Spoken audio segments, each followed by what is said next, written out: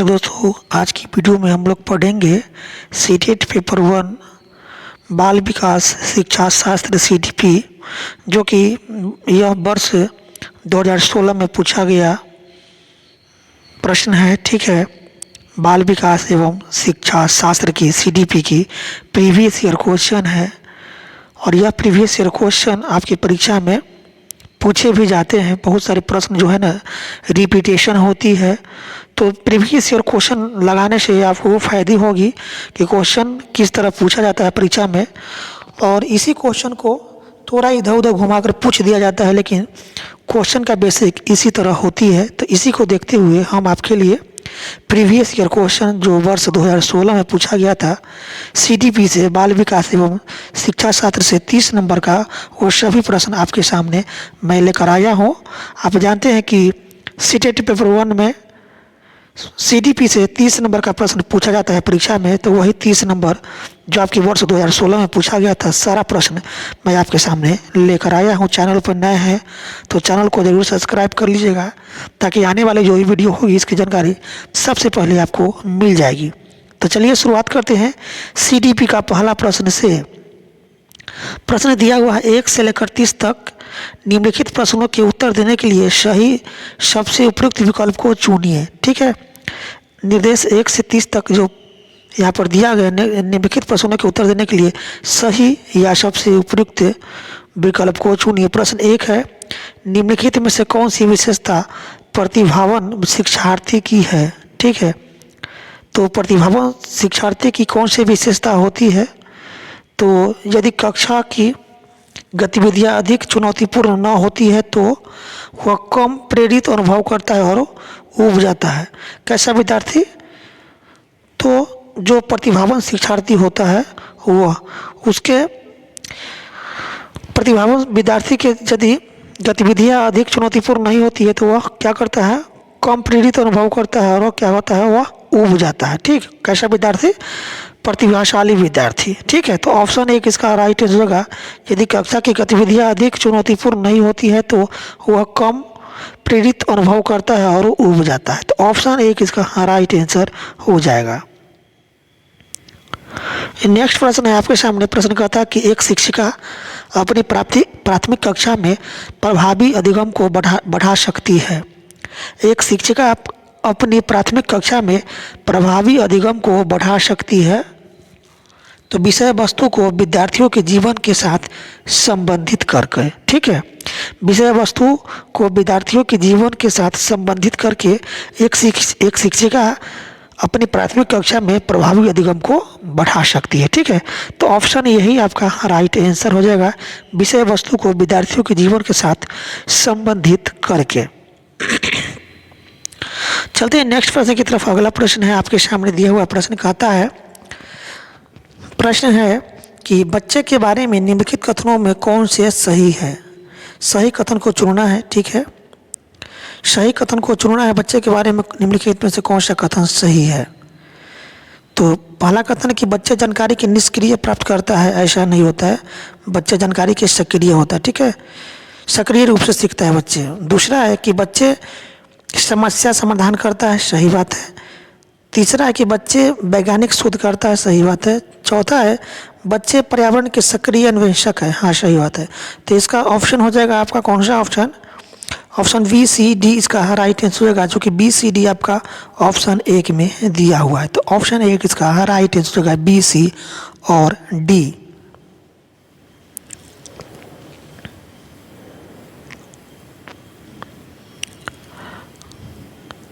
Next प्रश्न की तरफ चलते हैं। अगला प्रश्न है आपके सामने।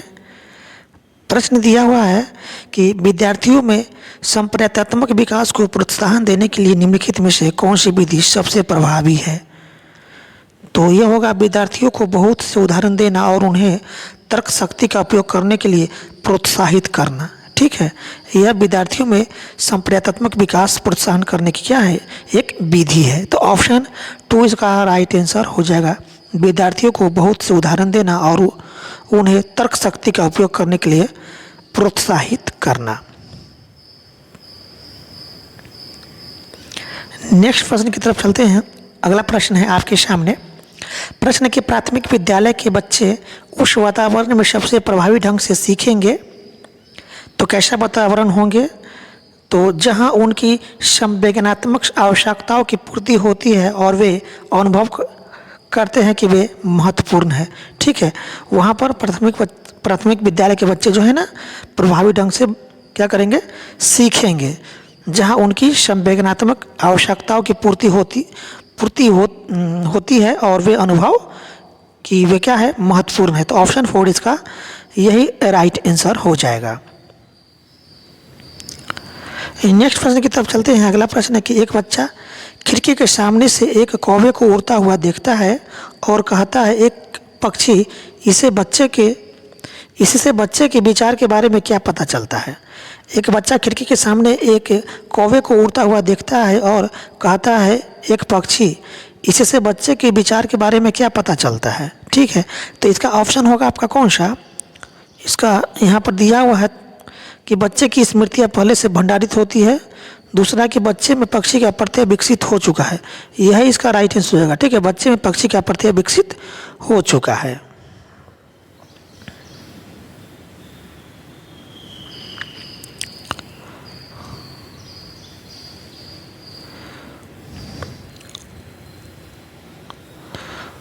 ABC इसका राइट आंसर हो जाएगा आपका। ABC राइट आंसर हो जाएगा। यानी बच्चे में पक्षी के प्रति विकसित हो चुका है और बच्चे की स्मृतियाँ पहले से भंडारित होती है। और उसके बाद सी कहता है कि बच्चे ने अपने अनुभव बताने के लिए भाषा के कुछ उपकरणों का विकास कर लिया है। ठीक है, तो ऑप्शन ABC इसका राइट आंसर हो जाएगा।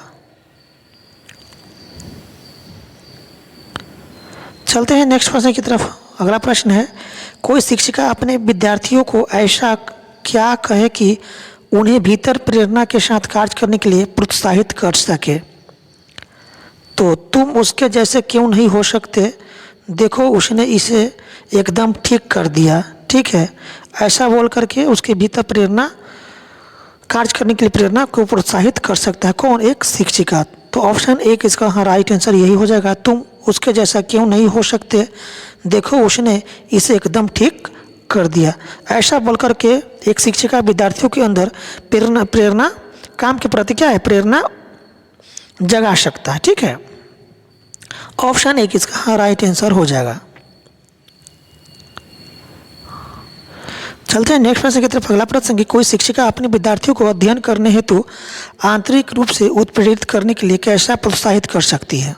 आंतरिक रूप से। ठीक है, आंतरिक रूप से उत्प्रेरित करने के लिए कैसा प्रोत्साहित कर सकती है? एक शिक्षिका विद्यार्थियों को पढ़ने हेतु आंतरिक रूप से उत्प्रेरित करने के लिए कैसा प्रोत्साहित कर सकती है? ठीक है, तो ऑप्शन होगा आपका व्यक्तिगत लक्ष्य निर्धारित करने और उनमें निपुणता पाने में उन्हें मदद देकर। ठीक है, एक शिक्षिका जो है अपने विद्यार्थियों को अध्ययन करने हेतु आंतरिक रूप से कैसा प्रेरित कर सकता है? तो व्यक्तिगत लक्ष्य निर्धारित करके और उन्हें निपुणता पाने में उन्हें मदद दे करके। ठीक है, तो ऑप्शन यही 2 इसका राइट आंसर हो जाएगा। प्रश्न के किसी प्रारंभिक कक्षा में प्रभावशाली शिक्षक का उद्देश्य विद्यार्थियों को उत्प्रेरित करना होगा, तो इसका राइट आंसर क्या हो जाएगा? तो इसका राइट आंसर होगा सीखने के लिए जिससे वे जिज्ञासु बने और सीखने के लिए ही सीखना पसंद करें। ठीक है, ऑप्शन 4 इसका राइट आंसर हो जाएगा। प्रश्न कि निम्नलिखित में से कौन सा उदाहरण प्रभावशाली विद्यालय की प्रथा का है? निम्नलिखित में से कौन सा उदाहरण प्रभावशाली विद्यालय की प्रथा का है? ठीक है, तो ऑप्शन होगा आपका व्यक्तिगत सापेक्ष अधिगम। ठीक है, ऑप्शन 2 इसका राइट आंसर होगा व्यक्तिगत सापेक्ष अधिगम एक प्रभावशाली विद्यालय की प्रथा होती है। तो ऑप्शन 2 इसका राइट आंसर हो जाएगा। प्रश्न के विकास का सिर पदाभिमुख दिशा सिद्धांत व्याख्या करता है कि विकास इस प्रकार आगे बढ़ता है सिर से पैर की ओर। तो ऑप्शन 2 इसका राइट आंसर होगा सिर से पैर की ओर। प्रश्न की भाषा विकास के लिए सबसे संवेदनशील समय निम्नलिखित में से कौन सा है? तो भाषा विकास के लिए सबसे संवेदनशील समय जो होता है आपका प्रारंभिक बचपन का समय होता है। ऑप्शन 3 इसका राइट आंसर होगा प्रारंभिक बचपन का समय। नेक्स्ट प्रश्न है कि एक 6 वर्ष की लड़की खेलकूद में असाधारण योग्यता का प्रदर्शन करती है। उसके माता पिता दोनों ही खिलाड़ी है। उसे नित्य प्रशिक्षण प्राप्त करने भेजता है। सप्ताहांत में उसे प्रशिक्षण देते हैं। बहुत संभव है कि उसकी क्षमता निम्नलिखित दोनों के बीच परस्पर प्रतिक्रिया का परिणाम होगी। तो इसका होगा आपका आनुवंशिकता और पर्यावरण पर। ठीक है, ऑप्शन 4 इसका राइट आंसर हो जाएगा, आनुवंशिकता और पर्यावरण। नेक्स्ट प्रश्न की निम्नलिखित में से कौन सी समाजीकरण के गौण वाहक हो सकते हैं? तो समाजीकरण के गौण वाहक हो सकते हैं कौन, बताएंगे? तो इसका राइट आंसर होगा विद्यालय और आस पड़ोस। ठीक है, ऑप्शन 1 इसका राइट आंसर होगा विद्यालय और आस पड़ोस।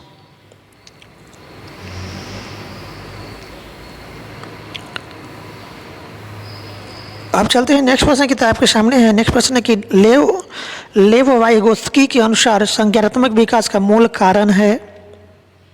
तो सामाजिक अन्योन्य क्रिया।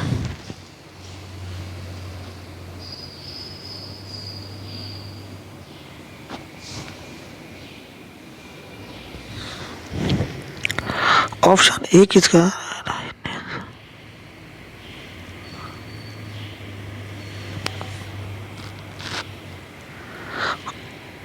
ऑप्शन 1 इसका राइट आंसर हो जाएगा। ठीक है,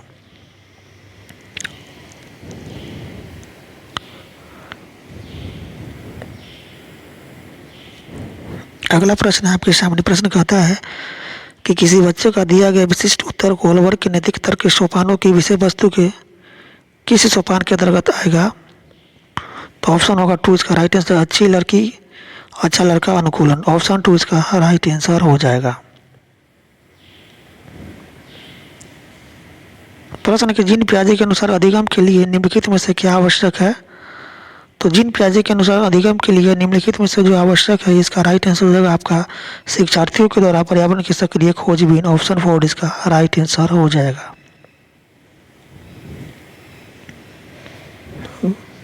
प्रश्न के जीन पियाजे के अनुसार प्रारूप स्कीमा निर्माण वर्तमान योजनाएं के अनुरूप बनाने हेतु नवीन जानकारी में संशोधन और नवीन जानकारी के आधार पर पुरानी योजनाओं में संशोधन के परिणाम के रूप में घटित होता है। इन दो प्रक्रियाओं को जाना जाता है, तो इसको जाना जाता है समावेशन और समायोजन के रूप में। ऑप्शन 3 इसका राइट आंसर हो जाएगा। प्रश्न है किसी प्रगतिशील कक्षा की व्यवस्था में शिक्षक एक ऐसे वातावरण को उपलब्ध कराकर अधिगम को सुगम बनाता है जो तो खोज को प्रोत्साहित देता है। जो खोज को क्या करता है? प्रोत्साहित देता है। ऑप्शन 4 इसका राइट आंसर हो जाएगा। नेक्स्ट प्रश्न की तरफ चलते हैं। अगला प्रश्न है आपके सामने। प्रश्न है कि हार्वर्ड गार्डनर का बहुबुद्धि सिद्धांत सुझाता है कि, तो हार्वर्ड गार्डनर का बहुबुद्धि सिद्धांत क्या सुझाता है? तो बुद्धि को केवल बुद्धिलिपि ठीक है, बुद्धिलब्धि आई की परीक्षा से ही निर्धारित किया जा सकता है। ऑप्शन 1 इसका गलत हो जाएगा। दूसरा है शिक्षक को चाहिए कि विषय वस्तु को वैकल्पिक विधियों से पढ़ाने के लिए बहुबुद्धियों को एक रूपरेखा की तरह ग्रहण करे। यही इसका राइट आंसर हो जाएगा। ठीक है, यह हार्वर्ड गार्डनर का बहुबुद्धि सिद्धांत क्या देता है कि शिक्षक को चाहिए कि विषय वस्तु को वैकल्पिक विधियों से पढ़ाने के लिए बहुबुद्धियों को एक रूपरेखा की तरह ग्रहण करे। ठीक है, तो यही इसका राइट आंसर हो जाएगा। यह हार्वर्ड गार्डनर का बहुबुद्धि सिद्धांत है। ठीक, चलते हैं नेक्स्ट प्रश्न की तरफ। अगला प्रश्न है। प्रश्न की कोई 5 वर्ष की लड़की एक टी शर्ट को तह करते हुए अपने आप से बात करती है। लड़की द्वारा प्रदर्शित व्यवहार के संदर्भ में निम्नलिखित में से कौन सा कथन सही होगा? ठीक है, तो इसका होगा जीन पियाजे इसे अहम केंद्रित भाषा कहेगा और लेव वाइगोत्स्की इसकी व्याख्या बच्चे के द्वारा निजी भाषा से अपनी क्रियाओं को नियमित करने के प्रयासों के रूप में करेगा। ठीक है, तो ऑप्शन 1 इसका राइट आंसर हो जाएगा कि कोई 5 वर्ष की लड़की एक टी शर्ट को तह करते हुए अपने आप से बात करती है। लड़की द्वारा प्रदर्शित व्यवहार के संदर्भ में निम्नलिखित में से कौन सा कथन सही होगा? तो कथन होगा कि जीन पियाजे इसे अहम केंद्रित भाषा कहेगा और लेव वाइगोत्स्की इसकी व्याख्या बच्चे के द्वारा निजी भाषा से अपनी क्रियाओं को नियमित करने के प्रयासों के रूप में करेगा। तो ऑप्शन 4 इसका राइट आंसर हो जाएगा। प्रश्न की लिंग है, तो लिंग क्या है बताएंगे? तो लिंग जो है यह आपका सामाजिक संरचना होती है। ठीक है, क्या होता है? सामाजिक संरचना होती है। ऑप्शन 3 इसका राइट आंसर होगा सामाजिक संरचना।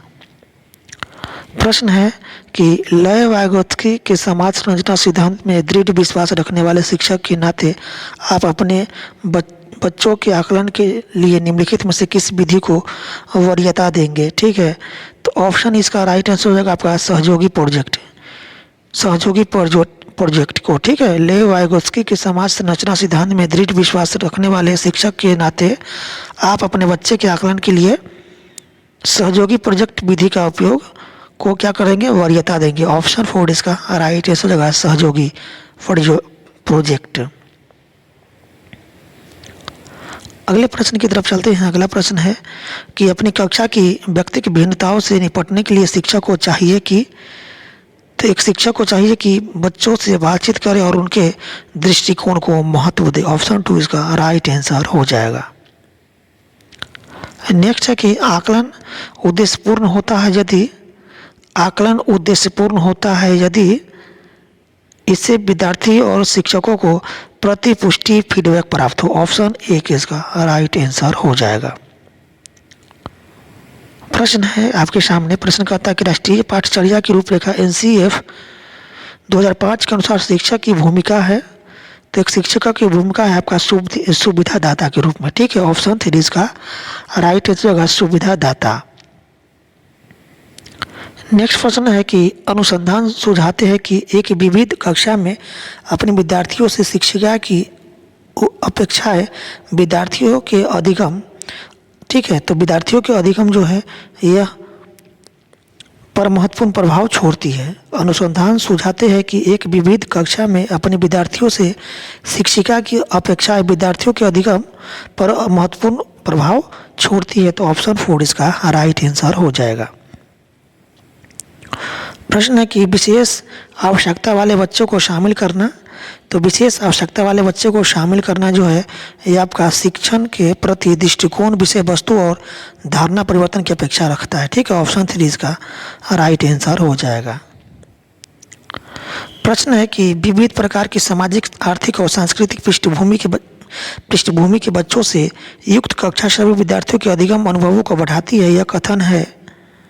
यह कथन किसकी है? तो यह कथन जो है यह कथन सही है, क्योंकि बच्चे अपने साथियों से अनेक कौशल सीखते हैं। ठीक है, तो ऑप्शन जो है आपका ऑप्शन कौन सा ऑप्शन सही होगा? ऑप्शन 1 इसका सही हो जाएगा आंसर। अगला प्रश्न है।